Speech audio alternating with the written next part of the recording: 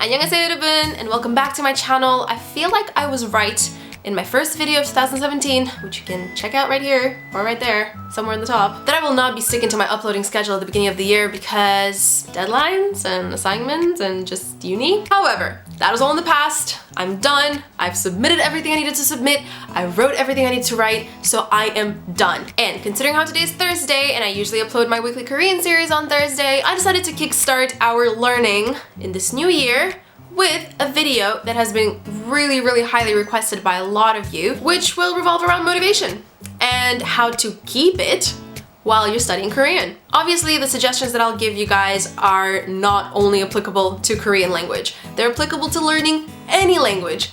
And technically, they're applicable to learning anything, from how to be a nail artist to how to build furniture. The two key components is to learn how to learn and to learn how to keep learning, which is what motivation is. All right, so suggestion number one is to not set unrealistic expectations. And that applies to your entire Korean learning journey. From what you're gonna learn to how you're gonna learn, where, when, with who, through what, for how long, and why. You're going to have to answer these questions at some point while learning, and what you have to keep in mind is that you have to be realistic. You can't tell yourself, oh, I'm gonna study Korean every single day for 2 hours a day while being a full-time student or being a full-time employee, because that's really unrealistic. I mean, you can be a superhero and you might not need to eat or sleep or do anything else, but it's just gonna be much harder to stick to that. And you're gonna start getting frustrated with yourself for not keeping up with whatever you've decided to do,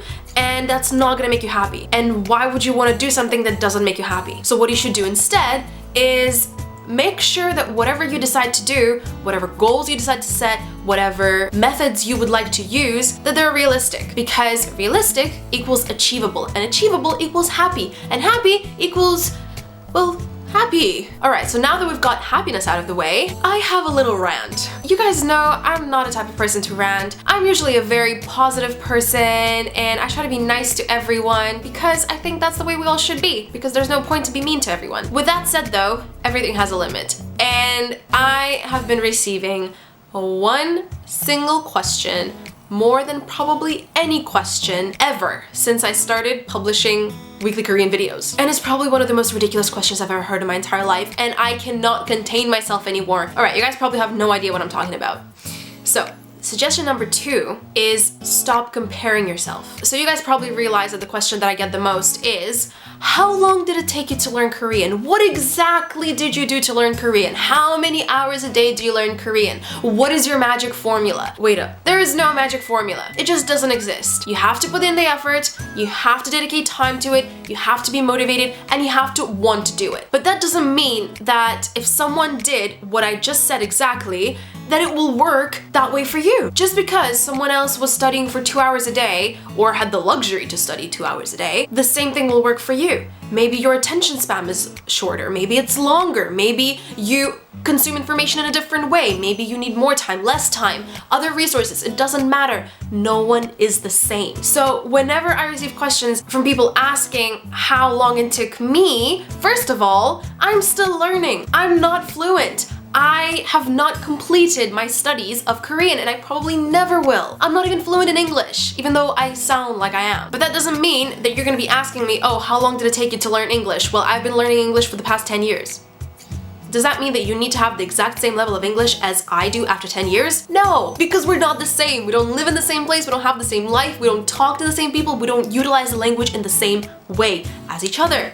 So, please, for your own sake, do not compare yourself to me, to people around you, to other people you see on the internet. It is not gonna do you justice. It's only gonna make you feel worse. And I'm not trying to hide from you guys how long I've been learning Korean. I've been learning for approximately 5 to 6 years. And it's approximate because I haven't been taking it seriously. I haven't been taking it seriously enough to go and take classes. I haven't been taking it seriously enough to go and get a tutor. I've only been taking it seriously enough for about 1.5 years now when I started making weekly Korean videos. But that's about it. I do it as my own hobby that only brings me joy, and and I do it only whenever I want to, which is a model of learning that might not work for you because you might need Korean for a job or for studies or for something else. Right, tip number 3 is going to be a bit more practical, and that is learn when you're bored. So for example, whenever I travel to my university, which takes around 40 minutes, instead of taking out my phone and looking through Instagram or Facebook, I open up my Korean learning apps, which I've introduced to you all in one of my previous videos, which you can see somewhere on the top. I still need to figure out which corner I'm pointing to because it always gets reversed, doesn't it? I use my commuting time to university to dedicate to studying Korean because I can multitask. I can go to uni and I can study at the same time. There's this one app that I've been introduced to recently, which is called Flash Academy.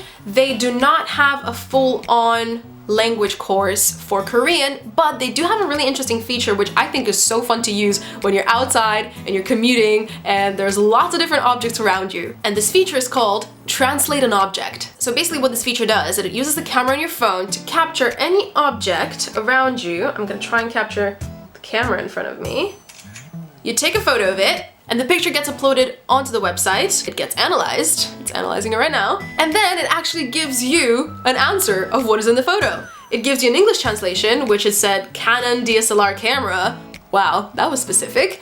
And then it gives you a Korean translation, which is Canon DSLR camera. Isn't that awesome? Whenever I am out and about and I'm traveling somewhere or I'm at a dentist, which I was recently, which was not fun, and I had to wait for my appointment, I was literally just on my phone on Flash Academy, just like clicking around me on all the objects that were in front of me to just expand my Korean vocabulary or check if the things I think I know how to say in Korean are correct. This is just one of the ways that I prefer to utilize the technology that I have and the opportunities that I have to learn Korean on the go. So I suggest you guys do that too because it keeps you motivated and interested in whatever you're learning, and you're much less likely to drop it or give up on it. Suggestion number 4 is a bit hypocritical of me because I personally don't really do it, even though I really should, but that is all due to my peculiar personality, so I'm sure it's gonna work for you guys.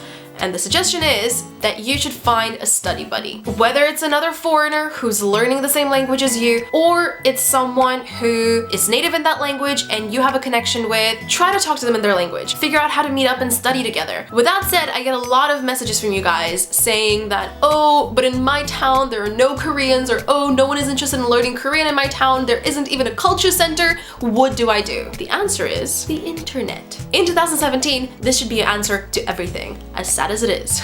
There's such a big variety of different language socializing apps for smartphones or different websites where you can chat with people who are native in whatever language that you're learning. This is a great motivator because the moment you become comfortable with speaking, the language that you're learning takes a completely different turn. It is an incredible feeling, and I myself am yet to get there when it comes to Korean. I'm very shy when it comes to speaking Korean, and I really do think I need some person-to-person interaction, but I myself really don't like to speak to strangers online. I feel like when I was growing up, the internet was not the safest place, and I just developed this cyber paranoia. Plus, having a YouTube channel really doesn't help. So that's my thing, it's my flaw. I try to work on it and try to be more open-minded towards the interwebs. I just never really had good experiences with it. That is something that I really need to work on myself because I feel like that's gonna motivate me to learn Korean even more. As for the last suggestion, I think it is probably one of the most important ones, and it is to remember why you've started doing what you're doing. So in our case, once in a while, we really should start reminding ourselves why we decided to learn Korean. Because every time you start something new, you get this automatic drive where everything's exciting, you want to do everything, you want to learn everything, but then it fades away over time as it becomes a routine part of your life. So in order to keep the spark going, I guess, it's very important sometimes to remind ourselves why we got ourselves into whatever we're doing now. And this goes way beyond learning languages. That goes into relationships, jobs, life, everything. Remind yourselves what makes you happy and why certain things that you're doing now routinely have made you happy in the past. I've especially done this when I felt completely unmotivated to make videos anymore. I've had some times in the past where I just didn't want to get out of bed, I didn't want to make videos because I was afraid that people are not gonna like them, I was afraid that I was gonna do it badly, that I wasn't good enough at editing, that I wasn't original enough.